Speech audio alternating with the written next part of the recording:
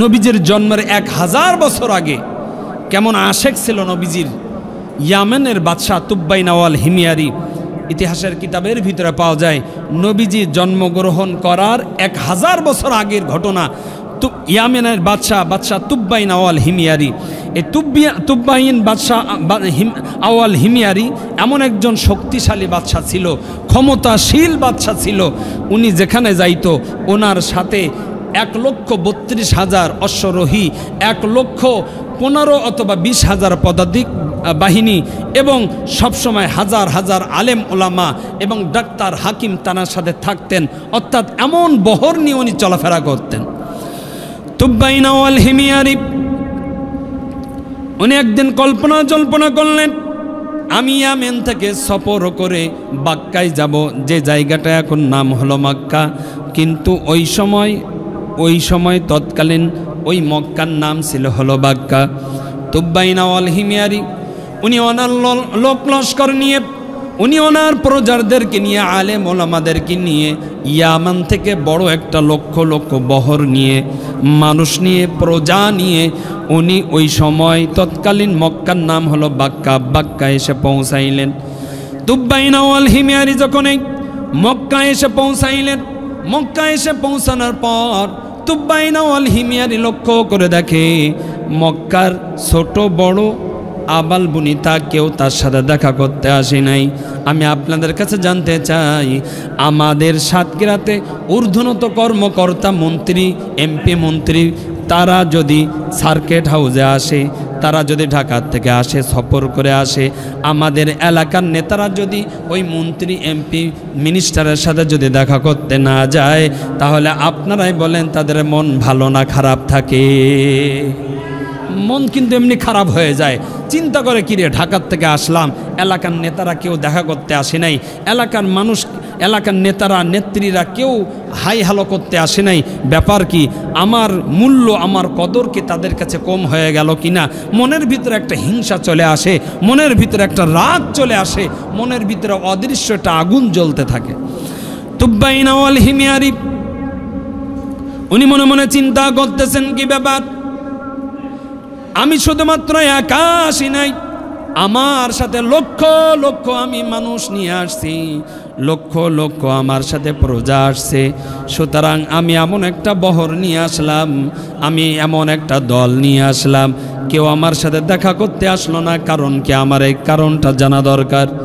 তুব্বাইন আওয়াল হিমিয়ারি ওনার প্রজাদের ভিতরে একটা টিম, একটা দল গঠন করে বলল, তোমরা মক্কার ভিতরে খোঁজ খবর নিয়ে দেখো কেন আমার সাথে তারা দেখা করতে আসলো না। এই কি ব্যাপার? এই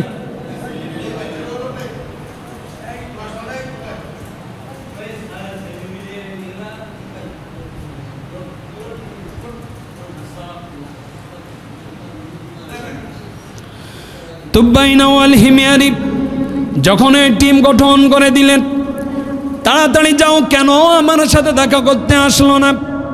মনের ভিতরে যে ক্ষোভ, যে রাগ, এটা তাদের কাছে প্রকাশ না করে বলল, কি কারণে আসলো না এটা আমার বড় জানার দরকার, তোমরা যাও। ওই সময় ওই টিম, ওই দলেরা তারা গোপনের ভিতরে গোয়েন্দা করে তারা মক্কার ভিতরে খোঁজ খবর নিল। খোঁজ খবর নেওয়ার পর তারা যখন বাদশার কাছে আসলো, বাদশার কাছে আসার পর বাদশাকে বলল, ওগো আমাদের বাদশা, ওগো আমাদের বাদশা, ওগো আমাদের মনিব, আপনার সাথে দেখা করতে না আসার প্রধানতম কারণ আমরা খুঁজে পেয়েছি। মক্কার ভিতরে একটা ঘর আছে, ওই ঘরের নাম হলো কাবা, বাইতুল্লাহ। ওই বাইতুল্লাহ মক্কার মানুষের কাছে এত প্রিয়, এত দামি, এত দামি, এত মূল্যবান। ওই মক্কার ওই মানুষগুলা বাইতুল্লাহর এত ভালোবাসে, এত মহব্বত করে, ওই বাইতুল্লাহর তুলনায় আপনি তাদের কাছে কোনো মূল্য নাই। যখন এই কথা বলল, তুব্বাইন আওয়াল হিমিয়ারের মেজাজটা খারাপ হয়ে গেল। আমি একজন ইয়ামিনের বাদশা, একা আসি নাই, লক্ষ লক্ষ আমি মানুষ নিয়ে এই মক্কার জমিনে আমি আসলাম, কেউ আমার সাথে দেখা করতে আসলো না, কেউ আমার সাথে মোসাফা করতে আসলো না, সৌজন্য সাক্ষাৎ পর্যন্ত করতে আসলো না। তাহলে ওই ঘরের কারণে যদি আমার দাম, আমার মূল্য যদি তাদের কাছে যদি 0% হয়ে যায়, তাহলে আমি তুব্বাইন আউয়াল হিমিয়ারি আমি প্রতিজ্ঞা করলাম ওই ঘর আমি আর জমিনে রাখব না। এটা জোরে বলেন না নাউজুবিল্লাহ। উনি কিন্তু মনে মনে শুধুমাত্র এই টার্গেটটা করছে, মনে মনে প্রকাশও করি নাই। তুব্বাইন আউয়াল হিমিয়ারি মনে মনে এমন কল্পনা, মনে মনে এমন চিন্তা চেতনা শুধুমাত্র করছে। যখন এই চিন্তা চেতনা করছে, আল্লাহ রব্বুল আলামিন আসমান থেকে এই তুব্বাইন আউয়াল হিমিয়ারির গজব দিয়ে দিয়েছে। কি গজব? তুব্বাইন আউয়াল হিমিয়ারি দাঁড়িয়ে আছে, হঠাৎ করে কান দিয়ে, চোখ দিয়ে, নাক দিয়ে, এই মুখ দিয়ে অনর্গল একের পর এক রক্ত বাইর হচ্ছে। কি ব্যাপার? আঘাত পাইলাম না, কিছু হলো না। যেমন আমাদের সাধারণত স্ট্রোক করলে, আঘাত করলে নাক দিয়ে রক্ত বাইর হয়, কান দিয়ে রক্ত বাইর হয়, অথবা দেখবেন যখন বড় ধরনের অ্যাক্সিডেন্ট হলে অথবা ব্রেন স্ট্রোক করলে মানুষটা যখন শুয়ে থাকে মুখের ভিতর থেকে রক্ত বাইর হয়। এমন একটা সিচুয়েশন যখন তৈরি হয়ে গেল, তুব্বাইন আউয়াল হিমিয়ারি বুঝতে পারলেন না, কিরে এমন হঠাৎ করে এমন কেন হলো? আচ্ছা, এই বাচ্চাগুলি এমন কেন? আমরা তো প্রতিদিন প্রোগ্রাম করি, যারা ডিস্টার্ব করতেছে ওরা বাইরে যাক, কাছের ওই সাইডে যাক। মুরব্বীরা বলতেছে তারপরে শোনে না, ব্যাপার কি? আমি আলোচনা করতেছি, আমার তো ডিস্টার্ব হচ্ছে।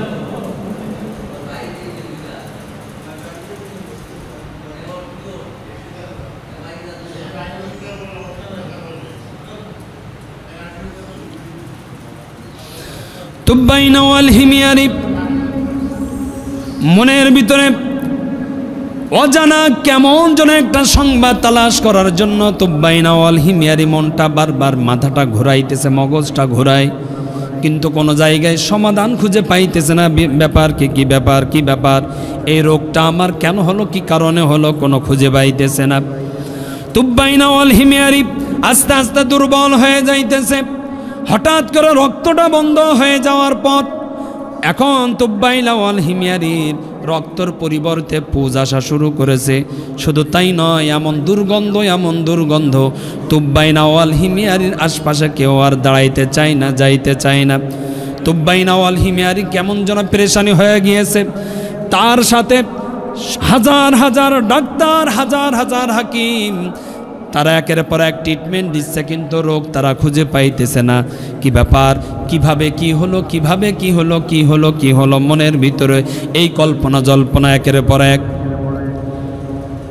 ওই হাজার হাজার আলেমের ভিতরে একজন আলেম, আলেমদের প্রতিনিধি একজন হয়ে আমির সেজে ডাক্তারের কাছে আসলেন।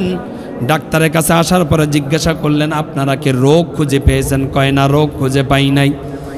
আমাদের এই ডাক্তারের যে থিওরি, এই থিওরির ভিতরে এই রোগের কোনো ব্যাখ্যা আমরা পাইতেছি না। হাকিমের কাছে গেল, হাকিম বললেন না না না, আমাদের এই চিকিৎসা বিজ্ঞানের ভিতরে আমরা কোনোদিন এমন রোগের কথা শুনিও নাই, দেখিও নাই, এই সর্বপ্রথম দেখলাম। কেননা আগে রক্ত বাইর হতে হতে রক্ত বাইর হওয়া বন্ধ হয়ে গেল, এখন পুজ আসতেছে তো আসতেছে। এত পুজ কোত্থেকে আসে আমাদের মাথার ভিতরে ঢোকে না। ওই আলেম এবার চিন্তা করলেন, আমি নিজেই বাদশার কাছে যাব, কেননা আমার কাছে মনে হইতেছে অন্য একটা বিষয়। ওই আলেমদের প্রতিনিধি হয়ে ওই আমির সাহেব বাদশার সাথে দেখা করার জন্য চলে আসলেন। বাদশার কাছে আসার পরে বললেন, ওগো আমাদের বাদশাহ, ওগো আমাদের মনিব, আমি আপনার সাথে একটু পার্সোনাল কথা বলতে চাই, যদি অনুমতি দেন।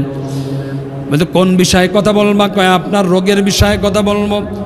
তুব্বাইন আউয়াল হিমিয়ারি বললেন, দেখো তুমি মোল্লা মৌলবী মানুষ, তুমি ধর্মতন্ত্র নিয়ে তুমি গবেষণা করেছো, ওইটা নিয়ে লেখাপড়া করেছো, সুতরাং তুমি ওইটাই বোঝো।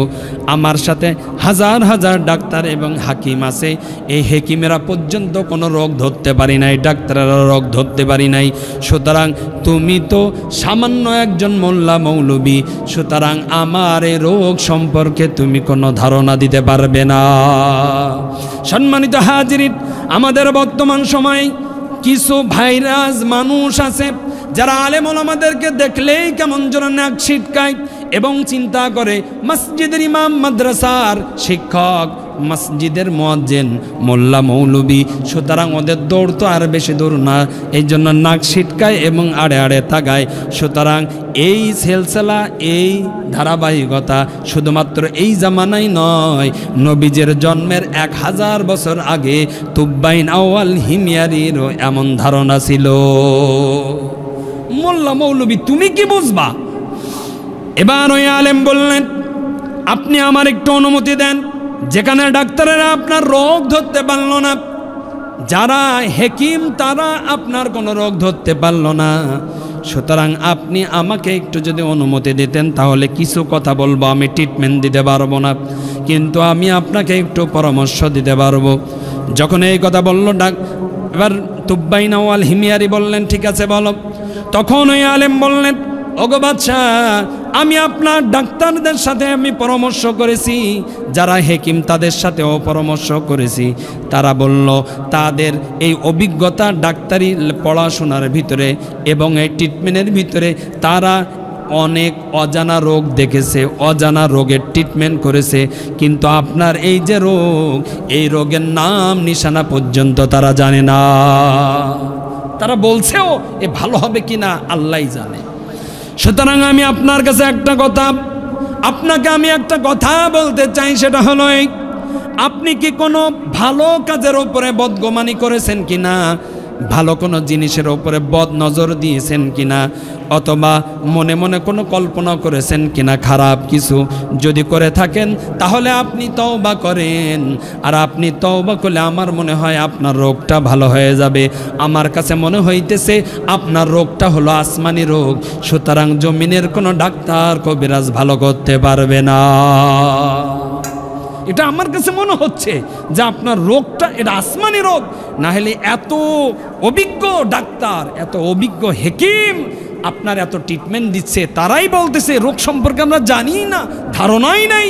তাহলে আমার কাছে মনে হচ্ছে আমি তাওরাত এবং জাবুর কিতাবের আলেম, সুতরাং আমার কাছে মনে হচ্ছে আপনার রোগটা হয়েছে আসমানি রোগ। কোন রোগ? এটা জোরে বলেন না, কোন রোগ? আসমানি রোগ। সুতরাং জমিনে ট্রিটমেন্ট করলে কোনো লাভ হবে? যখন এই কথা বলে ওই আলেম চলে গেলেন, তুব্বাইন আউয়াল হিময়ারির মাথার ভিতরে হিট করছে, আসলেই তো আমার সাথে মক্কার লোকেরা দেখা করতে আসি নাই। যখন আমি জানতে পারলাম এই কাবা ঘরকে কেন্দ্র করে আমার সাথে দেখা করতে আসি নাই, সুতরাং আমার মনের ভিতরে কল্পনা জল্পনা হয়েছিল, মনে মনে চিন্তা ভাবনা করেছিলাম, আমাকে যখন ওই ঘরকে কেন্দ্র করে দেখা করতে আসি নাই, ওই ঘরটাকে আমি ভেঙে দেব, গুড়িয়ে দেব। আমি তো মনে মনে এই চিন্তা, এই ধারণা আমি করেছিলাম। তাহলে আমার বোঝা হয়ে গিয়েছে ওই আলেম সত্য কথা বলেছে, আমার রোগ হয়েছে আসমানি রোগ। এবার ওর মূল রোগ ও নিজেই ধরতে পারছে। তুব্বাইন আউয়াল হিময়ারি একা একা নির্জন একটা ঘরে যাওয়ার পর আল্লাহকে বলতেছে, রব, আমি যদি তোমার ঘরের সাথে বেয়াদবি করে ফেলি, বাজে মন্তব্য করে ফেলি, তুমি তো সব কিছু জানো, আল্লাহ তুমি আমাকে মাফ করে দাও, যতদিন বাঁচবো ততদিন পর্যন্ত তোমার ওই ঘরের খাদেম হয়ে বাঁচতে চাই। এটা জবান খুলে বলেন না আল্লাহু আকবার। তুব্বাইন আউয়াল হিময়ারি মনে মনে যখন এই তওবা করলেন, কিতাবের ভিতরে পাওয়া যায় এই তওবা করতে দেরি আল্লাহ সুবহানাহু ওয়া তাআলা তুব্বাইন আউয়াল হিময়ারির রোগ চিরতরে মুক্তি দিয়ে দিয়েছে। তুব্বাইন আউয়াল হিময়ারি তখন বুঝতে পারছে ওটা সাধারণ কোনো ঘর, এটা আওয়াজ দিয়ে বলেন সাধারণ কোনো ঘর না, ওটাকে বলা হয় কাবা, বাইতুল্লাহ, আল্লাহর ঘর। আমরা যেখানে বসে আছি এটা কি আমাদের ঘর না আল্লাহর ঘর? এটা কথা বলতে হবে, কার ঘর? আল্লাহর ঘর। সুতরাং ওখানে গিয়েও বেয়াদবি করলে যে অপরাধ, এখানেও যদি ওই বেয়াদবি করে তাহলে একই অপরাধ হবে কি হবে না? আরে কথা বলতে হবে, হবে কি হবে না? ওটাও আল্লাহর ঘর, এটাও আল্লাহর ঘর। সুতরাং মসজিদে যখন আসব, খবরদার আমার কোনো ব্যবহারে, আমার কোনো আচরণে আল্লাহর কোনো বান্দা অথবা কেউ ইবাদতের ভিতরে লিপ্ত আছে, আমার কোনো আওয়াজে, আমার কোনো ব্যবহারে, আমার কোনো কিছু প্রাসঙ্গিক বিষয়ে কেউ যদি কষ্ট পায়, তাহলে স্বয়ং একজন কষ্ট পান, তিনি কে? একটু জোরে বলতে হবে, তিনি কে? ডাইরেক্ট আল্লাহ তাআলা আমাদেরকে ধরেন না কেন জানেন? কেননা নবীজি আল্লাহ তাআলার কাছে চেয়ে নিয়েছেন, ওগো রব, অন্য অন্য নবীর উম্মতদেরকে ডাইরেক্ট ধরা হয়েছে, অন্য অন্য নবীর উম্মতদেরকে ডাইরেক্ট বিচার দিয়ে তাদেরকে ধ্বংস করে দেওয়া হয়েছে, কিন্তু ওগো রব, তুমি আমার উম্মতদেরকে ডাইরেক্ট ধ্বংস করতে পারবে না, তাদেরকে ইসলাহের জন্য তাদেরকে সুযোগ দিতে হবে তওবা করার জন্য। তারা যেন কখনো কোনো দিন কোনো অবস্থায় এক চান্সের জন্য আপনার অ্যাটাকের শিকার না হয়। ওগো রব, আমার এই দোয়াটা তোমার গ্রহণ করতে হবে। আল্লাহ ওই দিন যদি ওই দোয়া কবুল না করত, আমাদের কিছু সমাজের ভিতরে কুলাঙ্গার আছে যারা এমন বেয়াদবি করে ফেলেছে, আল্লাহ তাআলা অন্য অন্য জামানার উম্মতের মতন তাদেরও ডাইরেক্ট জমিনের ভিতরে ধ্বংস করে দিত। কথা বলেন ঠিক না বেঠিক? এই জন্য নবীজি কত ভালোবাসেন আমাদেরকে, এই জন্য নবীজির দোয়াটা কবুল হওয়ার কারণেই এই সমস্ত মাথাপোলা বেঈমানেরা কেমন যেন মনে করতেছে হামচে মান দেগার নিস, আমার মতন আর কেউ নাই, আঙুল ফুলে কলা গাছ হয় আর দিদার সে অন্যায় কাজ করে বেড়ায়। তুমি তো জানো না বাবা, তোমার জন্য নবীজি সুপারিশ করার কারণে রব তোমাকে ধরে না ধরে না ধরে না, কিন্তু রব যখন তোমার ধরবে তখন আর পালানোর কোনো জায়গা থাকবে। তুব্বাইনা ওয়াল হিমিয়ারি, উনি বুঝতে পারলেন এই ঘরটা কোনো সাধারণ কোনো ঘর নয়, কেননা আমি শুধুমাত্র জবানের ভিতরে মনের ভিতরে কল্পনা করেছি, তাই আমার যদি এই হালত হয়, এই অবস্থা যদি আমার হয়, তাহলে আমার এখনই সোজা হয়ে যাইতে হবে, কেননা আল্লাহ তাআলা আমাকে সোজা হওয়ার সুযোগ দিয়েছেন। তুব্বাইনা ওয়াল হিমিয়ারি, ওই আলেমের কথা শোনার কারণে তো তওবা করার সুযোগ পাইলাম।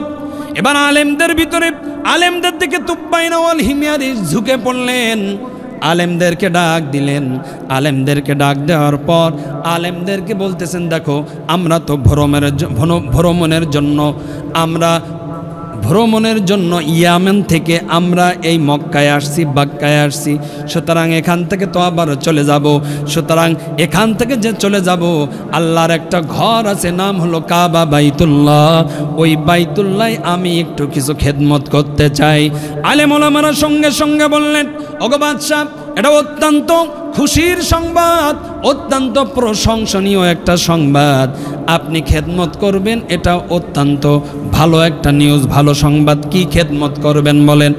বাদশাহ বলল, দেখো আমি খোঁজ নিয়ে যতটুকু জানতে পেরেছি, ওই ঘরটা সাধারণভাবে এটা গাঁথুনি দেওয়া, কোনো রকম চারি সাইড দিয়ে কোনো রকম প্লাস্টার করা না, কিছুই করা না, শুধুমাত্র গাঁথুনি দেওয়া। সুতরাং আমার কাছে মনে হইতেছে ওই পুরা ঘরটা আমি কালো গেলাফ দ্বারা, রেশমি কাপড় দ্বারা আমি আবৃত করে দিব, সুন্দর করে দিব, এটা আমার মনের ভিতরে কামনা এবং তামান্না। যখন এই কথা বললেন, ওই আলেমেরা বললেন, ওহে আমাদের বাদশা, ওহে আমাদের মনিব, অত্যন্ত সুন্দর আপনার পক্ষ থেকে একটা পরামর্শ আসছে, সুতরাং আপনি এটা করতে পারেন। সুতরাং এইটা করার দ্বারা স্বয়ং রব আপনার উপরে রাজি খুশি হয়ে যাবেন। তুব্বাইনা ওয়াল হিমিয়ারি, ইয়ামেনের বাদশা কালো রেশমি কাপড় দিয়ে আল্লাহ তাআলার ওই ঘর বাইতুল্লাহটা পরিপূর্ণ মণ্ডন করে দিলেন, সুন্দরভাবে গেলাপ দ্বারা আবৃত করে দিলেন এবং রেশমি কাপড়ের ভিতরে স্বর্ণখচিত ক্যালিগ্রাফি করে দিলেন। আমরা যে বিভিন্ন ভিডিওতে, ছবিতে আমরা যে কাবা ঘরের ভিতরে যে রেশমি কাপড় দিয়ে গেলাপ দেওয়া থাকে, আবৃত করে রাখে, এটা কিন্তু আগে ছিল না। সর্বপ্রথম ইয়ামেনের বাদশা তুব্বাইনা ওয়াল হিমিয়ারির হাত দিয়েই আল্লাহ তাআলার ঘরকে সৌন্দর্য করা হয়েছে। সুন্দর করার পর বাদশা এবার চিন্তা করতেছে, এই ঘরের সাথে আগেও বেয়াদবি করে ফেলেছি, সুতরাং তওবা করার দ্বারা আল্লাহ তাআলা আমাকে মাফ করেছে, সুতরাং আমার দ্বারা এই ঘরে একটু খেদমত করেছি, আর দরকার নাই, কেননা আশপাশে যদি থাকি, ওলট পালট যদি হয়ে যায়, তাহলে আর কোনো সুযোগ থাকবে না। তুব্বাইনা ওয়াল হিমিয়ারি ওনার সকল বহর নিয়ে ইয়াসরিব রওনা হয়ে গেলেন। ওই সময় নাম ছিল ইয়াসরিব, বর্তমান যার নামটা হলো মদিনা। ইয়াসরিবে যখন তুব্বাইনা ওয়াল হিমিয়ারি তার বহর নিয়ে যখন ওখানে দাঁড়াইলেন, ওখানে অবস্থান করলেন, হঠাৎ করে লক্ষ্য করে দেখে তুব্বাইনা ওয়াল হিমিয়ারির সাথে যতগুলো আলেম ছিল, যতগুলো ধর্মীয় নেতারা ছিল, তারা ওই মদিনার ছোট্ট ছোট্ট পাথর নেওয়ার জন্য চেষ্টা করতেছে, ধুলাবালি নেওয়ার জন্য চেষ্টা করতেছে, গাছের থেকে ডাল ভাঙতেছে, ছাল নেওয়ার জন্য, পাতা নেওয়ার জন্য চেষ্টা করতেছে। জুতা খোলার পর ওই মরুভূমির ওপর দিয়ে হাঁটার জন্য, খালি পায়ে হাঁটার জন্য চেষ্টা করতেছে। যখন এমন করতেছে, তুব্বাইনা ওয়াল হিমিয়ারির মনের ভিতরে কেমন যেন একটা কল্পনা জল্পনা চলে আসছে। তুব্বাইনা ওয়াল হিমিয়ারি ওই আলেমদেরকে ডাক দিয়ে বলল, কি ব্যাপার, তোমরা যে পোশাক পরিধান করে আছো, তোমরা তো জানো না এই পোশাকের কেমন দাম। এটা রাজকীয় পোশাক, যেটা তোমাদেরকে আমি হাদিয়া দিয়েছি, গিফট দিয়েছি। কিন্তু তোমরা ওই পোশাকের পকেটের ভিতরে ওই পোশাকটা, এই মদিনার ধুলাবালি তোমরা লাগাইতেছো, ছোট ছোট ওই বালু উঠাইতেছো, পাথর উঠাইতেছো, পকেটের ভিতরে ঢুকাইতেছো। কি কারণে এইটা তোমরা করতেছো আমি তোমাদের কাছে জানতে চাই। যখন এই কথা বলল, ওই আলেমেরা সঙ্গে সঙ্গে বললেন, ওগো আমাদের বাদশাহ, ওগো আমাদের মনিব, আমরা তাওরাত এবং জাবুর কিতাবের আলেম, আমরা তাওরাত এবং জাবুর কিতাব আমরা পড়ে দেখেছি। আখির জামানার যিনি নবী হবেন তার নাম হবে মুহাম্মাদুর রাসূলুল্লাহ সাল্লাল্লাহু আলাইহি ওয়াসাল্লাম। তিনি জন্মগ্রহণ করবেন মক্কায়, মক্কায় জন্মগ্রহণ করবেন, ওখান থেকে হিজরত করে উনি আসবেন ইয়াসরিব। এই ইয়াসরিবে আসবেন। আর কোন জায়গায় আসবেন আমরা কিতাবের ভিতরে পড়ে আমরা দেখছি, আমরা এখন যেই জায়গাটা অবস্থান করতেছি এই জায়গায় আখির জামানার নবী তিনি অবস্থান করবেন। সুতরাং এই জায়গা আখিরি জামানার নবী তিনি অবস্থান করবেন। সুতরাং আমাদের মনে হইতেছে নবীজি কি পাবো না এটা তো জানি না, কিন্তু কমপক্ষে নবীজি তো এই জায়গা দিয়ে অবস্থান করবেন, চলাফেরা করবেন। তিনি যে সাইড দিয়ে চলাফেরা করবেন, হাঁটবেন, এ করবেন, এই কারণে বরকতের জন্য যে পাথরগুলো আছে ওই পাথরগুলো আমরা খোটার জন্য, পাথরগুলো নেওয়ার জন্য আমাদের ভিতরে একটা তামান্না, আমাদের ভিতরে একটা পিপাসা চলে আসছে। আর এই ধুলাবালি নিচ্ছি কেননা নবীজির হয়তো পায়ের ছোঁয়া লাগবে, যদিও নবীজিকে হয়তো বা আমরা পাবো না। গাছের পাতা নিচ্ছি, গাছের ডাল নিচ্ছি, কেননা এই গাছের পাতা, গাছের ডাল হয়তো নবীজিকে ছায়া দিবে, এই জন্য নিচ্ছি। এটা নেওয়ার দ্বারা আল্লাহ তাআলা যদি কিয়ামতের ময়দানে যখন বিচার আচার হবে ওই সময় আমরা এইটুকু বলতে পারবো, গো রব, কোনো কিছুই পুঁজি নিয়ে আসতে পারি নাই, কিন্তু তোমার হাবিব যে ইয়াসরিবে চলাফেরা করবে ওই জায়গায় যে ধুলাবালি, ওই ধুলাবালি হাতে মাখছিলাম, পায়ে মাখছিলাম, চেহারায় মাখছিলাম, শরীরের ভিতরে মাখছিলাম। আল্লাহ এই ওসিলায় হলেও তুমি মাফ করে দাও। হয়তোবা আল্লাহ তাআলা আমাদেরকে মাফ করতেও পারেন। সুবহানাল্লাহ।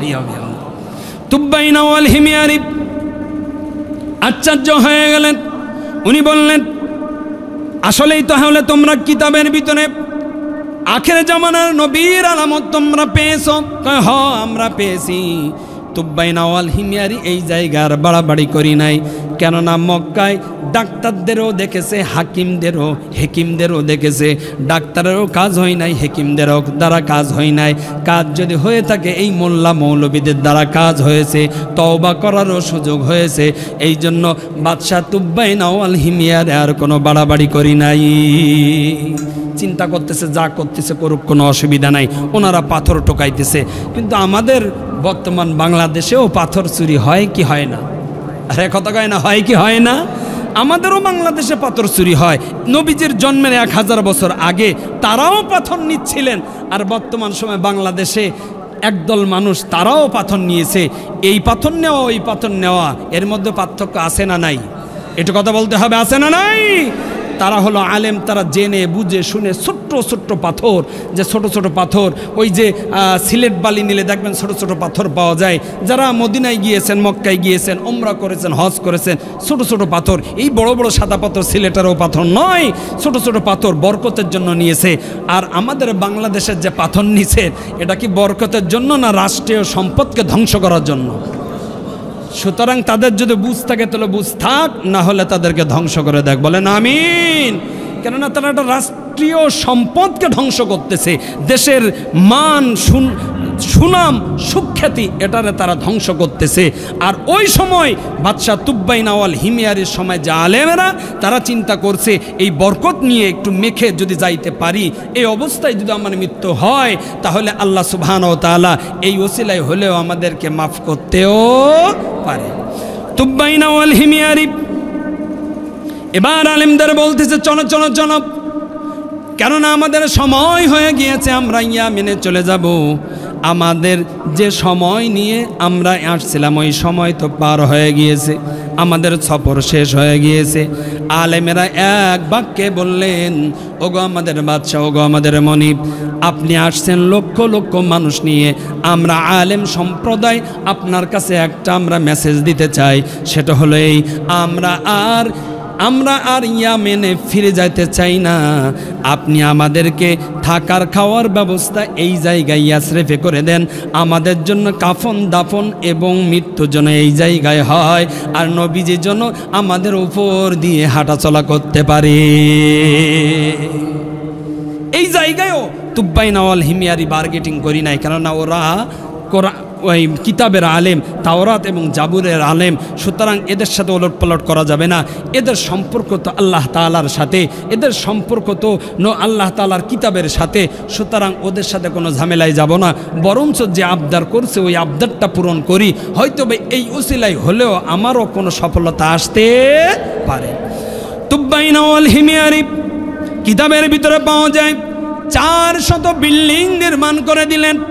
নির্মাণ করে দেওয়ার পর তুব্বাইন ওয়াল হিমিয়ারি 2 তলা বিশিষ্ট একটা বিল্ডিং তৈরি করে দিলেন।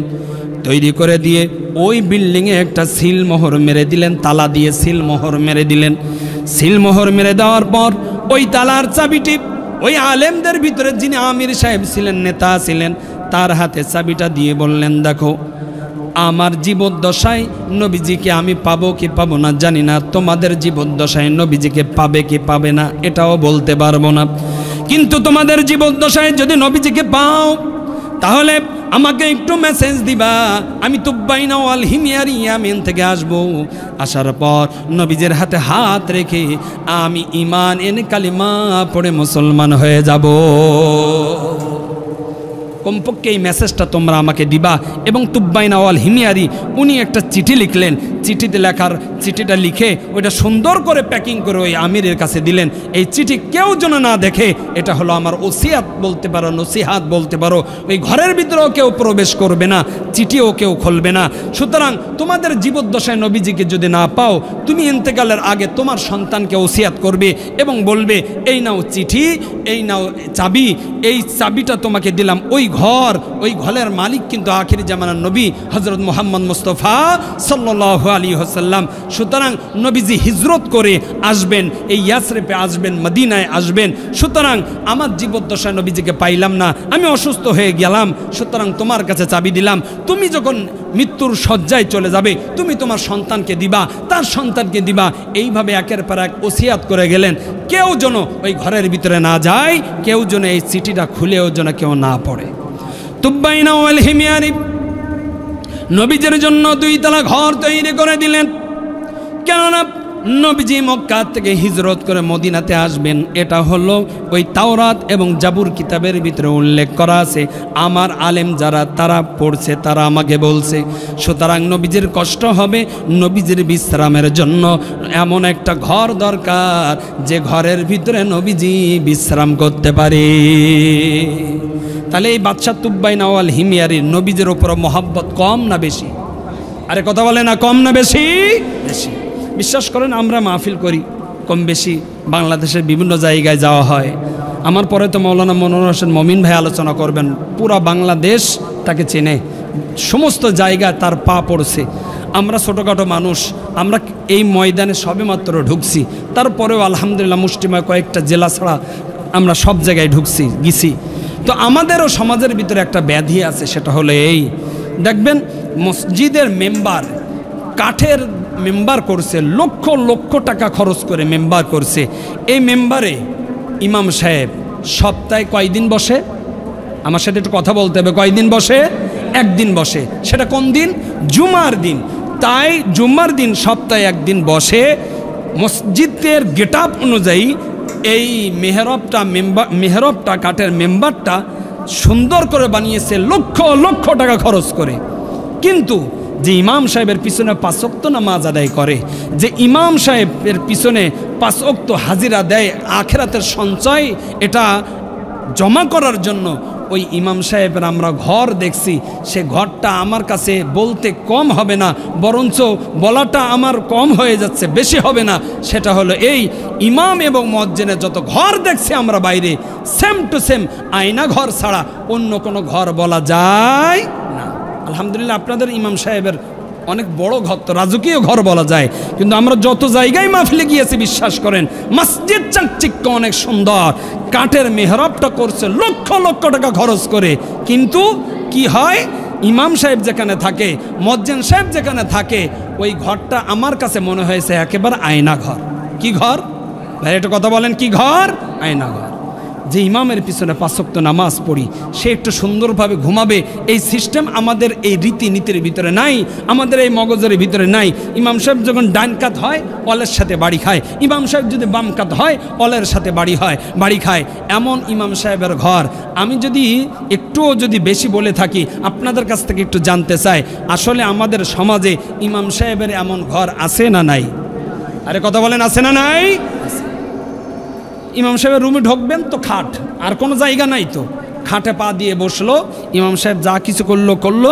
আবার ইমাম সাহেব, এটা ফ্যামিলি কোয়ার্টারের কথা বলা হচ্ছে না, কেননা একটা ইমাম সাহেব, একটা খতিব সাহেব, তিনি যখন মসজিদে আসবেন, ওনার পার্সোনাল মোতালা করার, পড়াশুনো করার দরকার আছে না নাই? একটু কথা বলতে হবে, আছে না নাই? আছে। তাহলে তার ঘরটা এমন হোক, সে একটা খাট অথবা চৌকি রাখার পর সে যেন একটু চলাফেরা করতে পারে, তার প্রয়োজনীয় জিনিসটার জন্য রাখতে পারে। কিন্তু তা নয়, একটা সেম টু সেম 2 হাত অথবা 1.5 হাত একটা চৌকি, ঘরটাও ওই মাপের, ওই চৌকি খাটের উপরে উঠবে অথবা চৌকির উপরে উঠবে, আবার নামবে তো মাটি, আবার উঠবে তো চৌকি। এমন এই নিয়ম, এই রীতিনীতি থেকে আমাদের থেকে বাইর হয়ে আসতে হবে। কেননা আমি যার পিছনে নামাজ আদায় করি, অর্থাৎ আমার আখেরাতের সঞ্চয়, যার পিছনে নামাজ আদায় করে আখেরাতের সঞ্চয় আমি জমা করতেছি, সে আমার ব্যবহারে কষ্ট পাইতেছে, সে আমাদের আচরণে কষ্ট পাইতেছে। সুতরাং এমন আমাদের সমাজের ভিতরে করা যাবে। তুব্বাইনা ওয়াল হিমিয়ারি, নবীজির জন্মের 1000 বছর আগে তিনি নবীজিকে কেমন ভালোবাসছেন, নবীজিকে দেখেই নাই, নবীজির সময় জন্মও তার নাই, তার আগে নবীজির জন্মের 1000 বছর আগের ঘটনা। উনি নবীজির উপর মহব্বত করে 1 তালা নয় 2 তালা ঘর তৈরি করে দিয়েছেন, নবীজির জন্য কষ্ট করে এসে আবার যেন কষ্ট না পায়, নবীজির জন্য আরাম করে থাকতে পারে, এই জন্য নবীজির জন্য স্পেশাল 2 তালা ঘর তিনি নির্মাণ করে দিয়েছেন। সুবহানাল্লাহ। সকল আলেমদের জন্য 1 তালা, আর নবীজির জন্য কয় তালা? 2 তালা। তুব্বাইনা ওয়াল হিমিয়ারি সব কিছু ব্যবস্থা করে দিয়ে উনি মদিনায় চলে গেলেন। উনি মদিনার থেকে রওনা দিয়ে ইয়াসরেবে চলে গেলেন। ইয়াসরেবের থেকে, মদিনার থেকে উনি মক্কায় গেলেন। মক্কার থেকে উনি এবার ইয়ামিনে চলে গেলেন। ওনার বহর নিয়ে চলে গেলেন, আলেমদেরকে নসিহাত করে গেলেন, আলেমদেরকে বলে গেলেন, যদি তোমাদের জীবদ্দশায় তোমরা যদি পাও তাহলে আমাকে বলবা, আর আমি যদি জীবিত থাকি তাহলে আমি নবীজের হাতে হাত রেখে আমি মুসলমান হয়ে যাব। কিন্তু ইয়ামিনের বাদশা তুব্বাইনা ওয়াল হিমিয়ারি ওই আলেমদেরকে বলে গেলেন, আমি আমার নবীর উপর ঈমান আনলাম, আমি আমার রবের উপরেও ঈমান আনলাম, তোমাদেরকে সাক্ষ্য রেখে গেলাম, আখির জামানার নবীজিকে পাইব কি পাইব না জানি না, কিন্তু আমি আমার নবীর উপরে ঈমান এনেছি। আমাদের বাংলাদেশে কুইজ বাইর হয় যে সর্বপ্রথম যুবকদের ভিতরে মুসলমান কে হয়েছে। কুইজের ভিতরে, এই বাবু, এই তোমরা 2 জন আলাদা হও তো, আলাদা হও। হ্যাঁ তুমি ওই জায়গায় থাকো। তুব্বাইনা ওয়াল হিমিয়ারি নবীজির মোহাব্বতের জন্য 2 তলা ঘর নির্মাণ করলেন এবং ওই আলেমদেরকে বলে গেলেন, দেখো তোমাদের জীবদ্দশায় তোমরা যদি নবীজিকে যদি পাও তাহলে আমাকে বলবে, আমি এসে নবীজির হাতে হাত রেখে মুসলমান হব। কিন্তু আমি তোমাদেরকে সাক্ষী দিয়ে গেলাম, আমি তোমাদেরকে সাক্ষী হিসেবে রেখে গেলাম, সেটা হলো এই, আমি নবীজির উপরে কিন্তু ঈমান এনেছি, এই কথা তোমাদেরকে জানিয়ে গেলাম। নবীজি মক্কায় থেকে হিজরত করে যখন মদিনায় রওনা হবেন, মদিনার আলেম ওলামা সাহাবীরা তারা জানতে পেরেছেন নবীজি হিজরত করে নবীজি আসতেছেন। নবীজি যখন কুবা নামক স্থানে নবীজি যখন অবস্থান করলেন, নবীজি এবং আবু বকর 2 জন একসাথে যখন অবস্থান করলেন, মদিনার বড় বড় নেতারা, মদিনার বড় বড় ব্যক্তিরা নবীজির সাথে দেখা করার জন্য গেলেন। নবীজির কাছে গিয়ে বললেন, ইয়া রাসূলুল্লাহ, ইয়া হাবিবাল্লাহ, আমার বাড়িতে যাবেন, আমার অমুক জায়গায় যাবেন, অমুক জায়গায় যাবেন, আপনার এই ফ্যাসিলিটি দেওয়া হবে, এটা দেওয়া হবে, ওটা দেওয়া হবে। নবীজি ওই মদিনার সাহাবীদেরকে বললেন, নেতাদেরকে বললেন, তোমরা শুনে নাও, আল্লাহ রাব্বুল আলামিন আমাকে জানিয়ে দিবেন যে আমি কোন তারিখে, আমি কোন সময় তোমাদের মদিনার দিকে রওনা দিব। আর ওই যে আমার যে সওয়ারিটা দেখতেছো, উটটা দেখতেছো, আল্লাহ রাব্বুল আলামিন আমার উটকে জানিয়ে দিবেন কোন জায়গায় আমার অবস্থান করতে হবে। এটা জোরে বলেন না সুবহানাল্লাহ। সুতরাং তোমরা যে সেই যে গুতাগুতি কিলাকিলি করতেছো যে আমার ওখানে যাবেন, আমার ওখানে যাবেন, আমার ওখানে যাবেন, এটা করার কোনো সুযোগ নাই। নেতারা চিন্তা করছে যে নবীদের কাছে যদি না যায়, নবীজি যদি কষ্ট পায়, কেননা দুনিয়ার রীতি এবং নীতি হলো সার্কিট হাউসে ঢাকার থেকে যখন কোনো নেতা আসে, আমাদের এলাকার নেতারা গিয়ে কিন্তু তেল মালিশ করে যে আমার এখানে আসেন, আমার ওখানে আসেন। যদিও আসবে না, তারপরেও এই কথা বলার উদ্দেশ্য হলো এইটা, নেতার জন্য আমার উপরে খুশি হয়। কথা বলেন ঠিক না বেঠিক? সম্মানিত হাজিরিন, নবীজি সানিয়াতুল বিদা নামক ওই পাহাড় থেকে যখন রওনা দিলেন, মদিনার সাহাবীরা নেতারা তারা তাদের বাচ্চা নিয়ে, দব নিয়ে তারা একের পর এক দব বাজাইতেছে এবং আহলান সাহলান বলতেছেন, মারহাবান বালাগাল উলা বিকামালিহি কাশাফাদ দুজা বিজামালিহি হাসনাত জামিউ খিসালিহি সাল্লু আলাইহি ওয়া আলিহি। এইভাবে একের পর এক দব বাজাইতেছে এবং নবীজিকে মোবারকবাদ জানানোর জন্য আহলান সাহলান করে। যে সাহাবী যে নেতার বাড়ি অতিক্রম করে নবীজি চলে যায়, উট যখন অতিক্রম করে চলে যায়, আফসোস করতে থাকে আর বলে, হাই এই নিয়ামত আজকে আমি পাইলাম না, আমরা পাইলাম না, আমার বড় কষ্ট, আমার বড় ব্যথা, নবীজি আমার বাড়িতে অবস্থান করলো না। একের পর এক উট এমনভাবে চলাফেরা করতেছে, কিতাবের ভিতরে পাওয়া যায় উট যেন কেমন ওই মদিনার সকল অলিগুলে ওই উটের মগজের ভিতরে আল্লাহ সেট আপ করে দিয়েছে। উট তো মদিনার না, উট তো হলো মক্কার, কিন্তু আল্লাহ তাআলা বলে দিয়েছেন কোন জায়গায় যাওয়া লাগবে। কিতাবের ভিতরে পাওয়া যায় উট এমনভাবে হাঁটতেছে, এজন্য ও মক্কার উট না, এর জন্য মদিনার উট। সকল অলি গলি এই উটের জন্য কেমন যেন মুখস্থ। এটা জবান করে বলেন আল্লাহু আকবার। সম্মানিত হাজিরিন,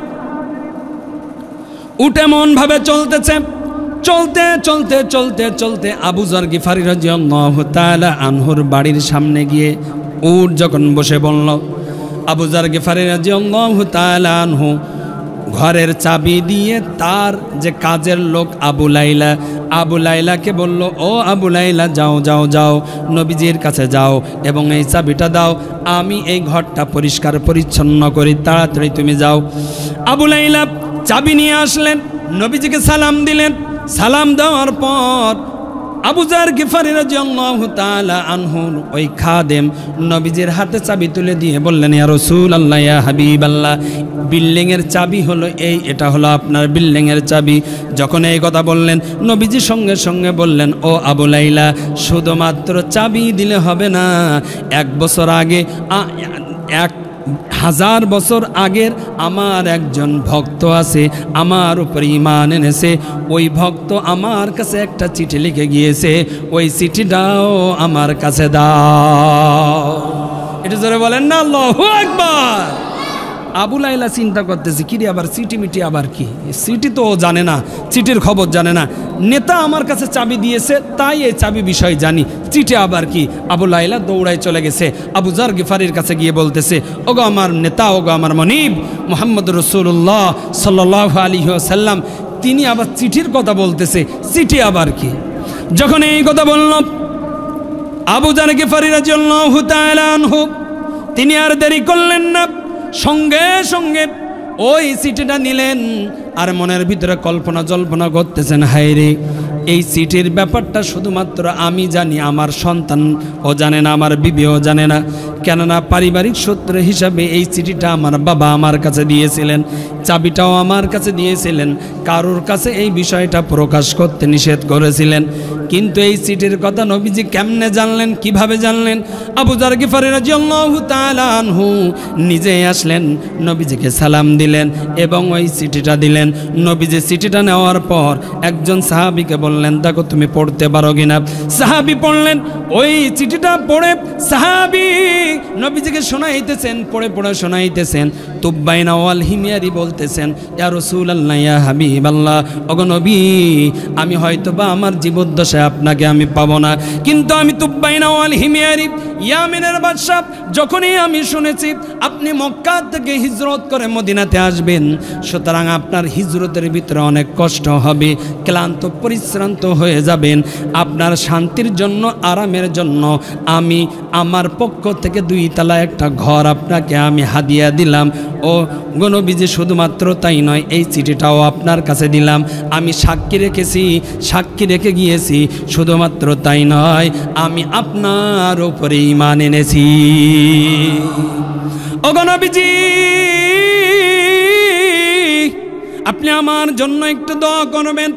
তুব্বাইনা ওয়াল হিমিয়ারি যখন ওই চিঠির ভিতরে এটা লিখলেন, নবীজি সাহাবা আজমাইনদেরকে নিয়ে, নবীজি অনেক সাহাবীদেরকে গাইবে জানাজা নবীজি পড়েছেন।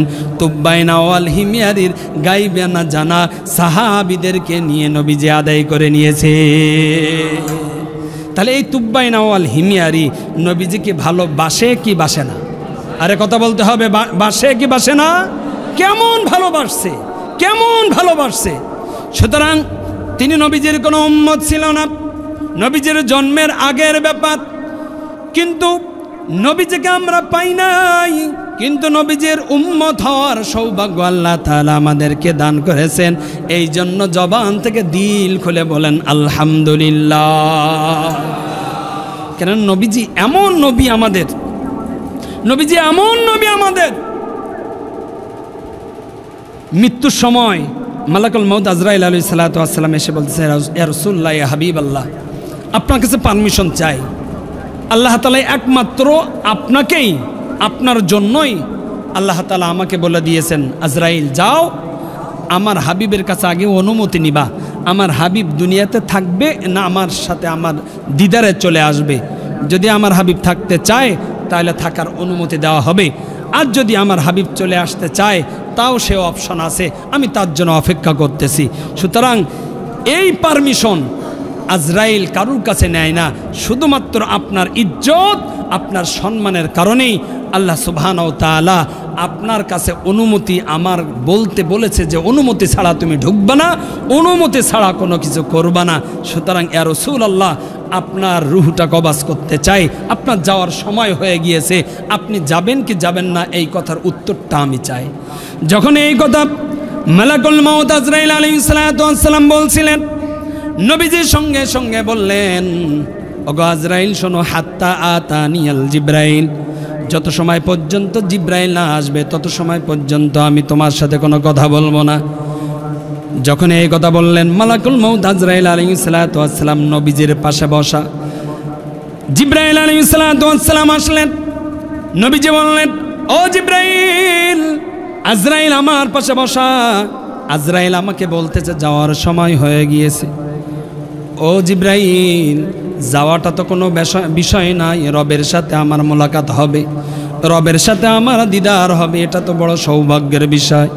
কিন্তু জিব্রাইল, আমার গুনাহগার উম্মতের কি হবে? আমি যদি চলে যাই আমার গুনাহগার উম্মতের অভিভাবক কে হবে, দায়িত্ব কে নিবে? এই বিষয় যত সময় পর্যন্ত সমাধান না হবে, জিব্রাইল তুমি শুনে নাও, আমি মুহাম্মাদুর রাসূলুল্লাহ, আমি এই জমিন থেকে যাব না। জোরে বলেন না আল্লাহু আকবার। ও জিব্রাইল, এই বিষয়ের সমাধান না হওয়া পর্যন্ত আমি যাব না।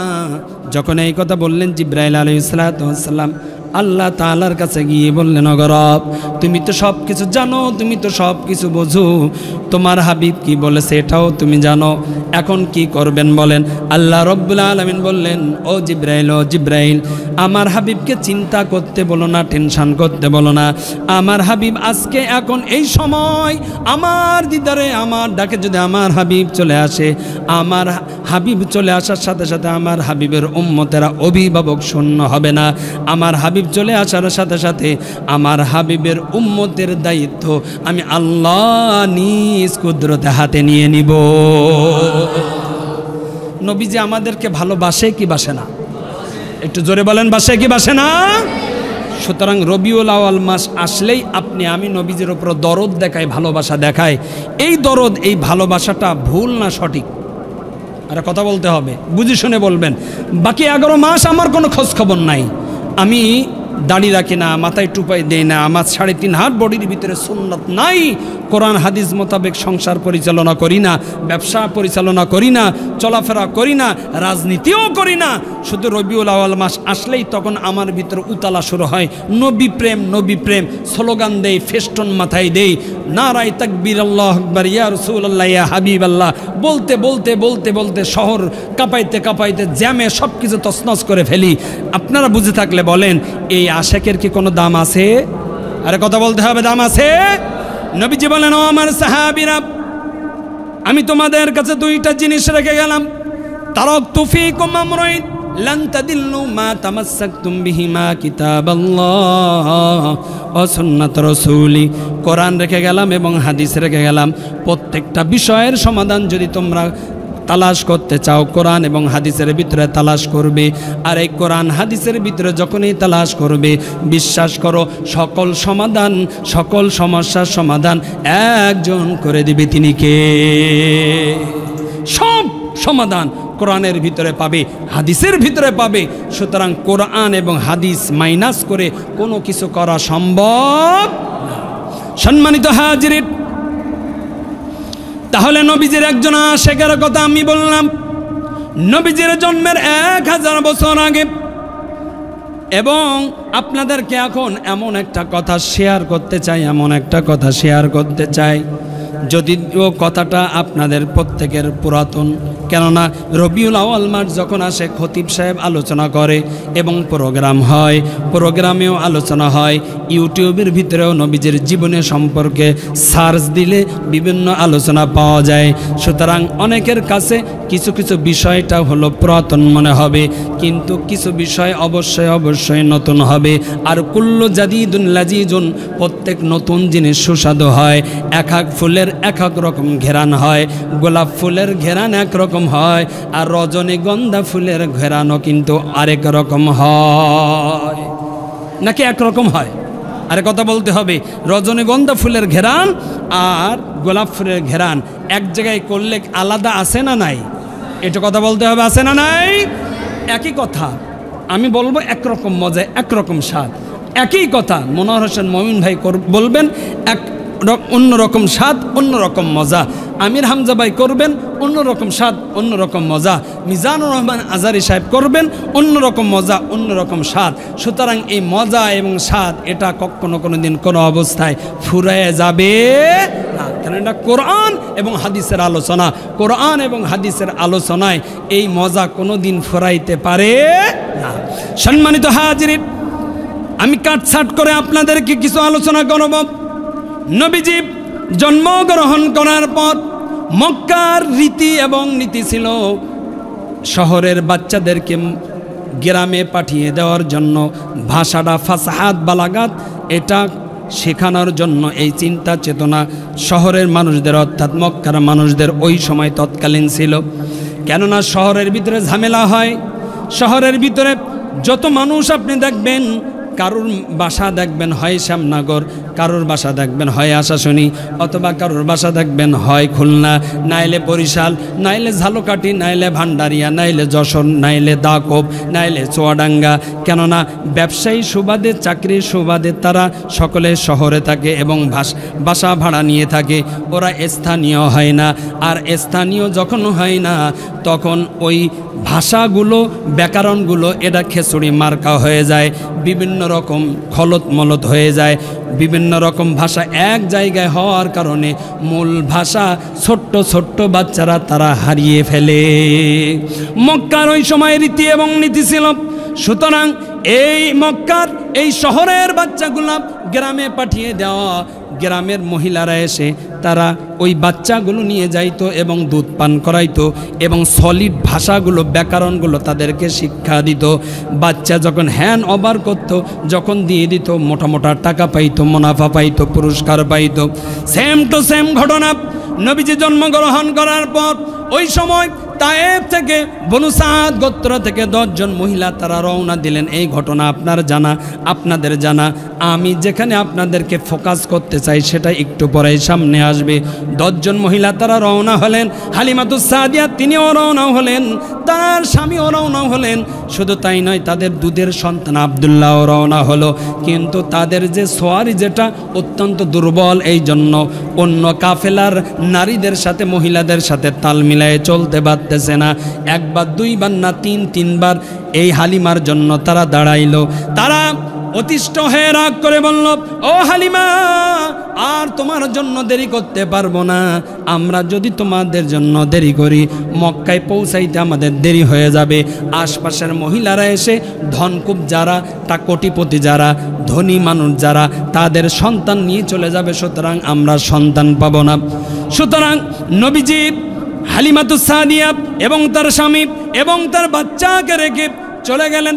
ওরা মক্কায় যাওয়ার পর মক্কায় যখনই অবস্থান করলেন, অবস্থান করার সাথে সাথে সঙ্গে সঙ্গে তাদের কানের ভিতরে একটা মেসেজ গেল, ও বনু সাদ গোত্রের মহিলারা তোমরা শুনে নাও, আব্দুল মুত্তালিবের ঘরে আব্দুল্লাহ, ওই আব্দুল্লাহর একটা সন্তান, নাম তার মোহাম্মদ।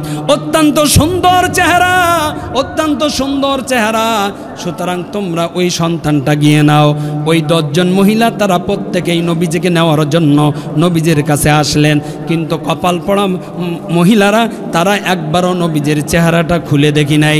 কেননা তারা যখন এই নবীজির নেওয়ার জন্য ঘরের ভিতরে প্রবেশ করেছে, প্রবেশ করার সাথে সাথে তাদের কানের ভিতরে কে যেন মেসেজ দেয়, এই আব্দুল্লাহর বাবা, মোহাম্মদের বাবা আব্দুল্লাহ কিন্তু বেঁচে নাই, মোহাম্মদ কিন্তু ইয়েতিম, মোহাম্মদ কিন্তু ইয়েতিম।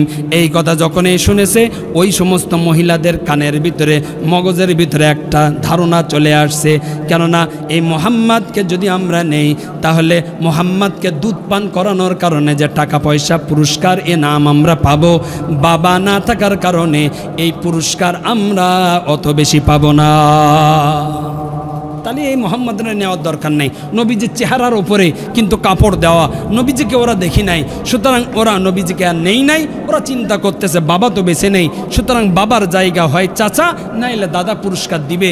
আপন বাবা তার সন্তানের জন্য হাসি মুখে অনেক কিছু খরচ করতে পারে, কিন্তু দাদা খরচ করবে না, চাচাও খরচ করবে না। সুতরাং আমরা এই মোহাম্মদ এতিম সন্তানকে নিব না। হালিমাতুস সাদিয়া অনেক ধীরে ধীরে কচ্ছপের গতিতে ধীরে ধীরে যখন মদিনায় যখন মক্কায় পৌঁছাইলেন, হালিমাতুস সাদিয়া রাদিয়াল্লাহু তাআলা আনহা উনি সব দিকে খোঁজখবর নিয়ে দেখলেন যে কোনো জায়গায় কোনো সন্তান নাই। সব ধনী ঘরের সন্তানদেরকে বনু সাদ গোত্রের মহিলারা তারা নিয়ে নিয়েছে। হালিমার মনটা বড় খারাপ। উনি চিন্তা করতেছে, হায় রে, এত কষ্ট করে আসলাম কিন্তু সন্তান পাবো না। একে তো দুর্ভিক্ষ চলতেছে, এই দুর্ভিক্ষের ভিতরে যদি একটা সন্তান যদি পাইতাম, আর কোনো রকমে যদি তার দুধ পান করাইতে পারতাম, ভাষা শেখাইতে পারতাম, তাহলে তার পরিবারের পক্ষ থেকে পুরস্কারে ইনাম পাইতাম, টাকা পয়সা পাইতাম, ওইটা দিয়ে কিছু মাস ভালোভাবে আমাদের চলতো। কিন্তু আমরা তো কোনো সন্তান এখন আর পাবো না, আর পাবো না। আমাদের সোয়ারিটা দুর্বল হওয়ার কারণে হয়তো বা আমাদের কপালে ভালো কিছু নাই। হালিমাতুস সাদিয়া যখন মনের ভিতরে এই কল্পনা জল্পনা কষ্ট নিয়ে বারবার এই দিক ওই দিক ছোটাছুটি করে, হঠাৎ করে কে যেন তার মাথার ভিতরে, তার কানের ভিতরে মেসেজ দিয়ে দেয়, ও হালিমা, আব্দুল মুত্তালিবের ঘরে তার সন্তান আব্দুল্লাহ, আব্দুল্লাহর একটা সন্তান হয়েছে, নাম তার মোহাম্মদ। যা না যা, আব্দুল্লাহর বেটা মোহাম্মদকে তুই নিয়ে নে, ওই মোহাম্মদ আছে বরকতে অনেক সন্তান, যা যা যা। হালিমাতুস সাদিয়া নবীজির ঘরে ঢুকলেন, নবীজিকে নেওয়ার জন্য আব্দুল মুত্তালিবের ঘরের ভিতরে ঢুকলেন। যখন এই ঢুকলেন, ঢোকার সাথে সাথে কে যেন একজন বলে মুহাম্মাদের বাবা বেঁচে নাই, মুহাম্মদ কিন্তু এতিম, মুহাম্মদ কিন্তু এতিম। হালিমাতুস সাদিয়া এবং তার স্বামী সামনাসামনি দাঁড়ানো। হালিমাতুস সাদিয়া সঙ্গে সঙ্গে স্বামীকে বললেন, ওহে স্বামী আমার, আপনার সাথে আমি পরামর্শ করতে চাই, এই আব্দুল্লাহর বেটা মুহাম্মদকে কি আমরা নেব কিনা? তার বাবা তো বেঁচে নাই, মুহাম্মদ তো হলো এতিম, সুতরাং এই সন্তানটা আমরা নেব কিনা? সঙ্গে সঙ্গে হালিমাতুস সাদিয়ার স্বামী বললেন, ও হালিমা, চিন্তা করিস না, টেনশন করিস না, আসাল্লাহু আইয়াজআলা লানা ফিহি বারাকা, আমার কাছে মনে হইতেছে এই সন্তানটা আমাদের জন্য বরকতের হবে। এটা জোরে বলেন না আল্লাহু আকবার। সম্মানিত হাজিরিন, যখন এই কথা বললেন, হালিমাতুস সাদিয়া রাদিয়াল্লাহু তাআলা আনহা ডাইনে বামে আর কোনো চিন্তা করলেন না। নবীজির চেহারা থেকে কাপড়টা যখনই সরায়ে ফেললেন, নবীজির চেহারার দিকে তাকিয়ে আর অন্য কোনো জায়গায় নজর দিতে পারতেছেন না, নজর সরাইতে পারতেছে না। হালিমাতুস সাদিয়া নবীজির চেহারার দিকে তাকিয়ে বললেন, আমি কসম খেয়ে বলতে পারি, আমি হালিমা বনু সাদ গোত্রে অনেক জায়গায় গিয়েছি, তাইফে ঘোরাফেরা করেছি, কিন্তু মুহাম্মাদের মতো এত সুন্দর সন্তান কোনো জায়গায় দেখি না। যখন এই কথা বললাম, নবীজির মা পাশে দাঁড়ানো, নবীজির মা বলতেছে, হালিমা, ও হালিমা, তুমি তো একজন গ্রাম্য মহিলা, তোমার অবস্থান হলো গ্রামে, গ্রামে তো অত মানুষ থাকে না। ও হালিমা, তুমি গ্রামে আমার সন্তানের মতো সন্তান তুমি দেখো নাই, কিন্তু হালিমা তুমি শুনে নাও, ও হালিমা, আমি আমেনা মক্কায়ও থাকছি, মদিনায়ও থাকছি। ও হালিমা, এই দুই জায়গায় যাওয়া আসার দ্বারা অনেক সন্তান আমি দেখেছি, অনেক মানুষের সাথে আমার ওঠা বসা হয়েছে, অনেক সন্তান আমি দেখেছি, আমার সন্তান মুহাম্মদ, তাই আমি বলতেছি না। হালিমা তুমি শুনে নাও, মক্কা মদিনার ভিতরে আমার সন্তান মুহাম্মাদের মতো এত সুন্দর সন্তান কোনো জায়গায় না। যখন এই কথা বললাম, নবীজির দাদা পাশে দাঁড়ানো, নবীজির দাদা বলতেছে, ও আমিনা, ও হালিমা, তোমাদের কথা গোপন আমি শুনলাম। হালিমা তুমি বলতেছো বনু সাদ গোত্র এবং তায়েফের ভিতরে মুহাম্মাদের মতো এত সুন্দর সন্তান তুমি দেখো নাই, তোমার যাওয়া আসা চলাফেরার পরিধি বড় অল্প। আমিনা তুমি বলতেছো মক্কায়ও থাকছো, মদিনায়ও থাকছো, কিন্তু তুমি তো একজন মহিলা মানুষ, ঘরের ভিতরে থাকো, তোমার তো বাহিরে অত চলাফেরা তুমি করতে পারো নাই। কিন্তু শুনে রাখো, আমি আব্দুল মুত্তালিব ব্যবসার জন্য শাম, সিরিয়া বিভিন্ন জায়গায় আমি চলাফেরা করেছি। তোমরা বিশ্বাস করো, এত জায়গায় চলাফেরা করেছি, কত মানুষ দেখেছি, কত বাচ্চা দেখেছি। আমি আব্দুল মুত্তালিব, আমি নিজেই সাক্ষ্য দিলাম, এই মুহাম্মাদের মতন এত সুন্দর সন্তান আমি আব্দুল মুত্তালিব কোনো জায়গায় দেখি না। আমার নবী কত সুন্দর,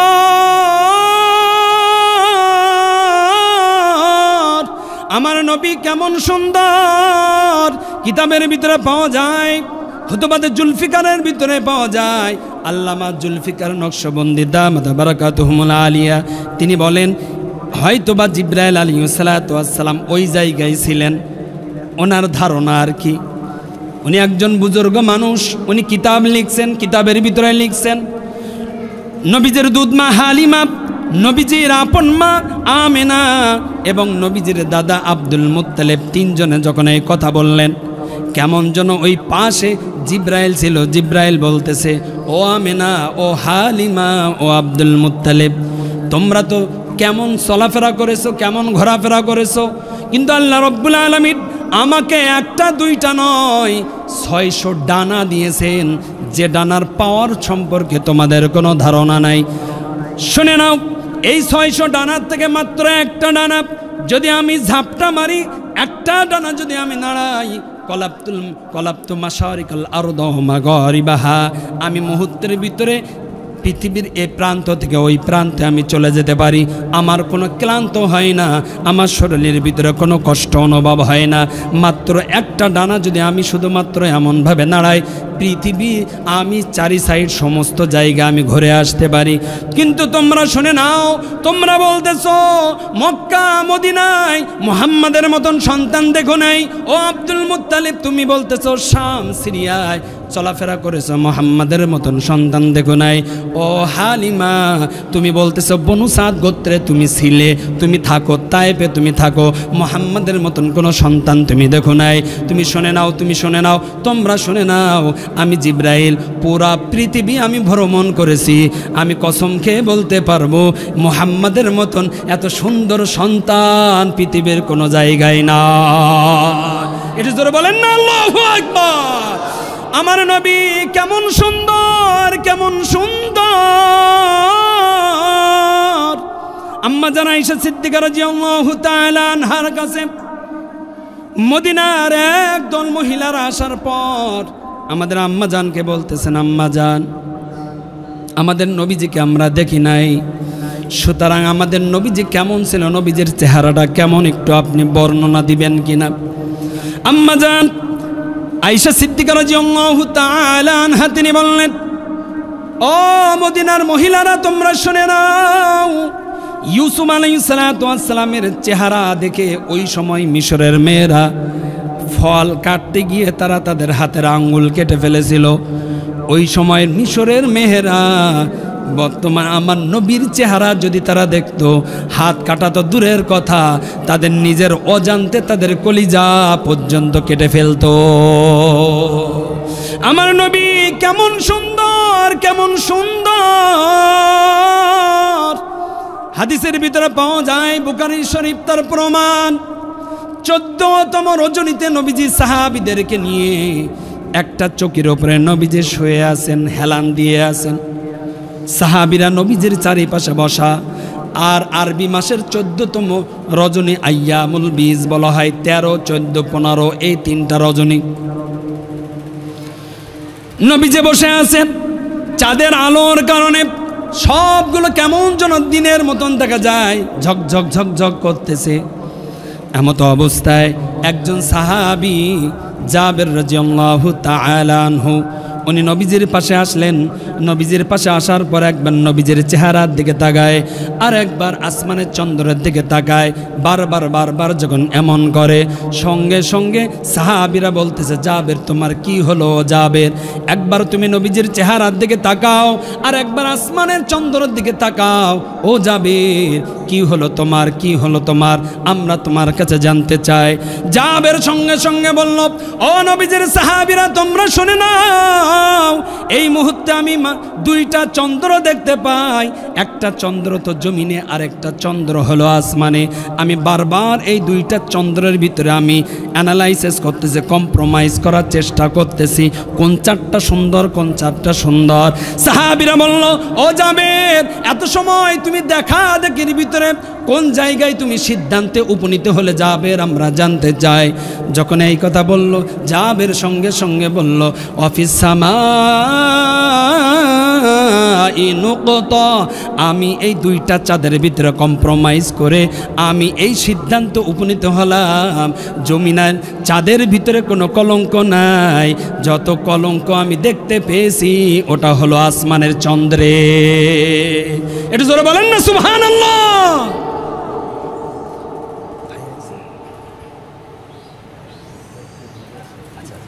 ঠিক আছে, সম্মানিত হাজিরিন, তাহলে আমার নবী কেমন সুন্দর, কেমন সুন্দর। সাহাবীরা চাঁদের সাথে তুলনা দিয়েছেন। আমি জমিনেও চাঁদ দেখতে পাই, আসমানেও চাঁদ দেখতে পাই, কিন্তু 2টা চাঁদের ভিতরে যদি এক জায়গায় যদি নিয়ে আসা হয়, আসমানের চাঁদের ভিতরে ত্রুটি আছে, কিন্তু আমার নবীজির চেহারার ভিতরে কোনো ত্রুটি নাই। সম্মানিত হাজিরিন, কোথা থেকে কোন জায়গায় চলে গেলাম? শুধুমাত্র হালিমাতুস সাদিয়া রাদিয়াল্লাহু তাআলা আনহা নবীজির চেহারা দেখে মন্তব্য করেছেন, মুহাম্মাদের মতো এত সুন্দর সন্তান আমি কোনো দিন দেখি নাই। নবীজিকে নিলেন, মুখের ভিতরে জড়ায় ধরলেন, জড়ায় ধরার পর ওখান থেকে যখন ত্যাগ করে চলে গেলেন, যাওয়ার পর উনি তাঁবুর ভিতরে ঢুকবেন, ওনার স্বামীকে বললেন, স্বামী আমার, দুর্ভিক্ষের কারণে আমাদের উটের ওলানের ভিতরে তো দুধ নাই, কিন্তু আমরা ওখান থেকে এসে আমাদের উটটা যেখানে বাঁধছিলাম আশপাশে ঘাস দেখতে পেয়েছিলাম, ওই ঘাস খাওয়ার দ্বারা অথবা খাদ্য খাওয়ার দ্বারা হয়তো বা উটের ভিতরে ওলানের ভিতরে দুধ আসতে পারে, আপনি একটু দহন করে দুধ নিয়ে আসেন, ওই দুধ যদি আমি একটু খাই তাহলে আমার স্তনের ভিতরে হয়তো বা দুধ আসতে পারে, আর ওই দুধ যদি আসে তাহলে মুহাম্মদকে আমি একটু খাওয়াবো এবং আমাদের সন্তান আব্দুল্লাহকেও আমি খাওয়াবো। স্বামী চলে গেলেন দুধ আনার জন্য। হালিমাতুস সাদিয়া প্রবেশ করলেন ওই তাঁবুর ভিতরে ঢোকার পর মনে মনে চিন্তা করতেছে, আমার স্তনের ভিতরে তো দুধ নাই, যে কারণে আমার সন্তান আব্দুল্লাহ দুধের জন্য কান্নাকাটি করে, ছটপট করে, ক্ষুধার যন্ত্রণায়। তারপরেও আমার কাছে কেমন মনে হলো, মুহাম্মদকে নিয়ে আমি আমার স্তনের ভিতরে যখন মুহাম্মাদের মুখটা আমি লাগাইলাম, জগতের মানুষ তোমরা শুনে নাও, ও জগতের মানুষ তোমরা বুঝে নাও, মুখ লাগাইতে দেরি আল্লাহ রব্বুল আলামিন আমার শরীরের ভিতরে বরকত দিতে দেরি করি না। কেননা আল্লাহ রব্বুল আলামিন দেখতেছেন আমার হাবিবকে হালিমা নিয়েছেন কোনো টাকা পয়সার লোভে নয়, কেননা বাবা নাই, সুতরাং মুহাম্মদ এতিম, টাকা পয়সা তেমন পাবে না, কিন্তু হালিমা এই কারণে নিয়েছে, আসাল্লাহু আইয়া জাআলা লানা ফিহি বারাকা, আমার হাবিবকে বরকত মনে করে নিয়েছে। সুতরাং আমার হাবিবের দায়িত্ব যখন হালিমা নিয়েছে, আমি আল্লাহ তাআলা স্বয়ং হালিমার দায়িত্ব নিয়ে নিলাম। সম্মানিত হাজিরিন, মজার বিষয় হলো, অল্প সময়ের ভিতরে আমি আপনাদের থেকে বিদায় নেব। মজার বিষয় হলো, হালিমাতুস সাদিয়া রাদিয়াল্লাহু তাআলা আনহা নবীজিকে দুধ পান করাইলেন এবং তাদের সন্তান আব্দুল্লাহরও দুধ পান করাইলেন। দুধ পান করানোর পর নবীজিও ঘুম এবং নবীজির ভাই আব্দুল্লাহও ঘুম। নবীজির দুধ পিতা যখন দুধ নিয়ে আসলেন, পর্দার বাহিরের থেকে বলতেছেন, হালিমা ভিতরে প্রবেশ করবো কিনা, অনুমতি আছে নাকি? বললেন, স্বামী আমার আসেন, কোনো অসুবিধা নাই। আব্দুল্লাহর আব্বা এবং ভিতরে যখন প্রবেশ করলো, হালিমার স্বামী যখন ভিতরে প্রবেশ করলো, বড় একটা এক পেয়ালায় দুধ দেখে বলতেছেন, স্বামী আমার, নিশ্চয়ই এই দুধ কোনো জায়গার থেকে আপনি হাওলাত করে নিয়ে আসছেন। হালিমাতুস সাদিয়ার স্বামী বললেন, ও হালিমা, আমি না তোমাকে বলেছিলাম এই সন্তানটা নাও, কেননা আসাল্লাহু আইয়া জাআলা লানা ফিহি বারাকা, এই সন্তানটা আমাদের জন্য বরকতের হবে। ও হালিমা, আমি এই দুধের পেয়ালা নিয়ে আমি যখন উটের কাছে গেলাম, লক্ষ্য করে দেখি ওলানের ভিতরে কোনো দুধ নাই। যখন আমি ওলানে হাত দিলাম, সঙ্গে সঙ্গে কুদরতিভাবে উটের ওলানের ভিতরে দুধ চলে এসেছে। আমিও খেয়েছি তৃপ্তি সহকারে, তোমার জন্য নিয়ে আসছি। সুতরাং মুহাম্মদও ঘুম, আব্দুল্লাহও ঘুম, কি ব্যাপার? কেন আপনি না বলেছেন আসাল্লাহু আইয়া জাআলা লানা ফিহি বারাকা, এই সন্তান আমাদের জন্য বরকতের, বিশ্বাস করেন। আপনি চলে গিয়েছেন, ভিতরে ঢুকে আমি মুহাম্মদকে শুধুমাত্র আমার বুকের সাথে মিলায়ে একটু স্তনটা দেওয়ার চেষ্টা করেছি, সঙ্গে সঙ্গে আমার শরীরের অবয়ব চেঞ্জ হয়ে আল্লাহ তাআলা কুদরতিভাবে আমার এই শরীরের ভিতরে দুধ দিয়ে দিয়েছে। সুবহানাল্লাহ। সম্মানিত হাজিরিন, মূল কথায় সামনে চলে আসি, আলোচনার শেষ ফিনিশিং আমি চলে আসছি। নবীজি এখন এমন একটা অবস্থানে, নবীজি দুধ পান করে, নবীজি হাঁটতেও পারে না, অল্প কয়েকদিন নবীজির বয়স। সকাল হয়ে গেল, নবীজির বাবা এবং মা দুইজনে চিন্তা করতেছে এবার তায়েফে রওনা দেওয়া যায়। এইদিকে ওই বনু সাদ গোত্রের 10 জন মহিলারা তারা আগেই চলে গিয়েছে, তারা ওই ধনী ঘরের সন্তান নিয়ে তারা কিন্তু রওনা হয়ে চলে গিয়েছে। সকাল যখন হয়ে গেল, হালিমাতুস সাদিয়া এবং তার স্বামী যাওয়ার জন্য প্রসেসিং যখন শুরু হয়ে গেল, আসছিল, প্রথমে বসেছিল হলো হালিমাতু সাদিয়ার স্বামী, পিছনে বসছিল হালিমা এবং তাদের দুধের সন্তান আব্দুল্লাহ। এখনও যাওয়ার ক্ষেত্রে ওই একই রুলস, রীতি এবং নীতিটা পালন করে উটের সামনে বসছে হলো হালিমাতু সাদিয়ার স্বামী, পিছনে বসছে হালিমাতু সাদিয়া, নবীজি এবং নবীজের দুধ ভাই আব্দুল্লাহ। যখন এই উটের ওপরে বসছে, উটকে বলতেছে চল, উটকে উঠতে বলে, উট ওঠে না, উট ওঠে না। যখন আবার তারা নেমে যায়, উট আবার দাঁড়িয়ে যায়। আবার যখন তারা ওঠে, আবার বসে যায়। একবার নয়, দুইবার নয়, তিনবার যখন এমন হয়, হালিমাতু সাদিয়া বলতেছেন, স্বামী আমার, আপনি বলেছেন আসাল্লাহু আইয়াজআলা লানা ফিহি বারাকা, এই সন্তান আমাদের জন্য বরকতের। সুতরাং আপনি আসার সময় ড্রাইভারিং, স্টারিংয়ের দায়িত্ব আপনার ছিল। সুতরাং এখন যাওয়ার সময় ওই স্টারিংয়ের দায়িত্ব নিলে হবে না। এই সন্তান নিশ্চয়ই আমাদের জন্য বরকতের। এই সন্তানকে স্টারিংয়ের দায়িত্ব দিয়ে দেন, এই সন্তানকে সামনে দিয়ে দেন, আপনি পিছনে চলে আসেন। আমার কাছে মনে হয় আমাদের এই সওয়ারি দ্রুত চলতে পারবে। এটা জোরে বলেন না সুবহানাল্লাহ। যখন এই কথা বলল হালিমাতু সাদিয়া, যখন এই কথা বলল, স্বামী বলল, ও হালিমা, তোমার বুদ্ধি, তোমার জ্ঞান গরিমা অনেক তীক্ষ্ণ হালিমা, আমার বোঝা হয়ে গিয়েছে। এই সন্তান তো সাধারণ কোনো সন্তান নয়। নবীজির বাবা যখন পিছনে আসলেন, হালিমাতু সাদিয়া নবীজিকে নিয়ে সামনে গেলেন। নবীজির ভাই এবং নবীজি এবং হালিমাতু সাদিয়া এবং পিছনে হলো হালিমাতু সাদিয়ার স্বামী। যখন এই বসছে, এই সেলসেলা ধারাবাহিকতায় বসার পর হালিমাতু সাদিয়া আবার বলতেছে, ও উট, আসার সময় ড্রাইভিংয়ের স্টারিংয়ে ছিল আরেকজন, এখন কিন্তু বরকতপূর্ণ সন্তান ড্রাইভারের স্টারিংয়ে আছে। সুতরাং এখন চল, এখন চল। কিতাবের ভিতরে পাওয়া যায় ওই উট এত দ্রুত চলে গিয়েছে। অন্য অন্য কাফেলারা প্রশ্ন করেছে, ও হালিমা, আমাদের কাছে মনে হইতেছে এই উট সেই উট না।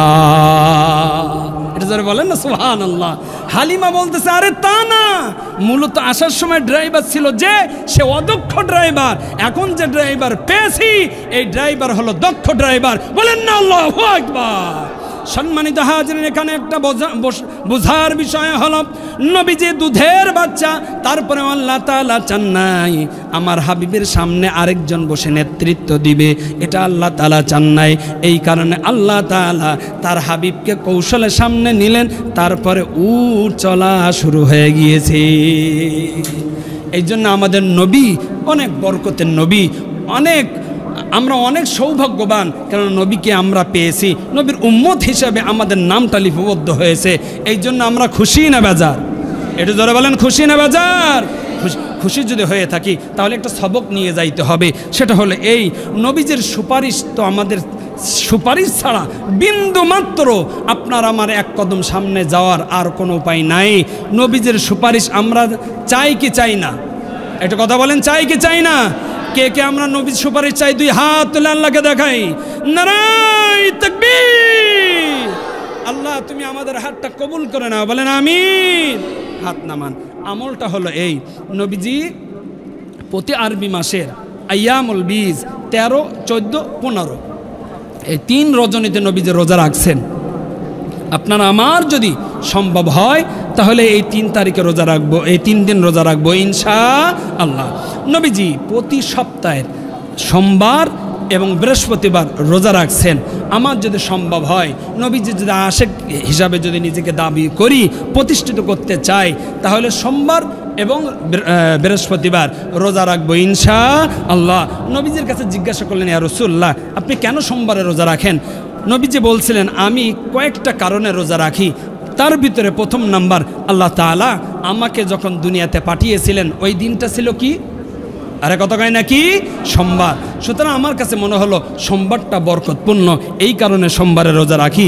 আরেকটা কারণে রোজা রাখি, সেটা হলো এই, আল্লাহ তাআলা আমার উপরে সর্বপ্রথম যখন ওহী নাজিল করলেন, কোরআন নাজিল করলেন, ওই দিনটাও ছিল সোমবার।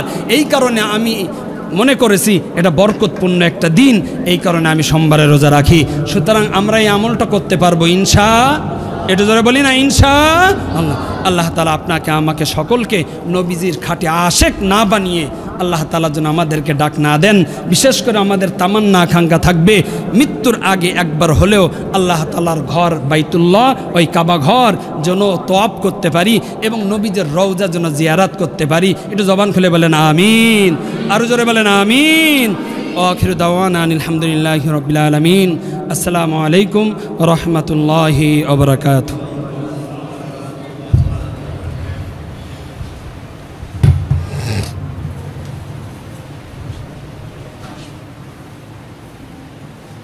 সম্মানিত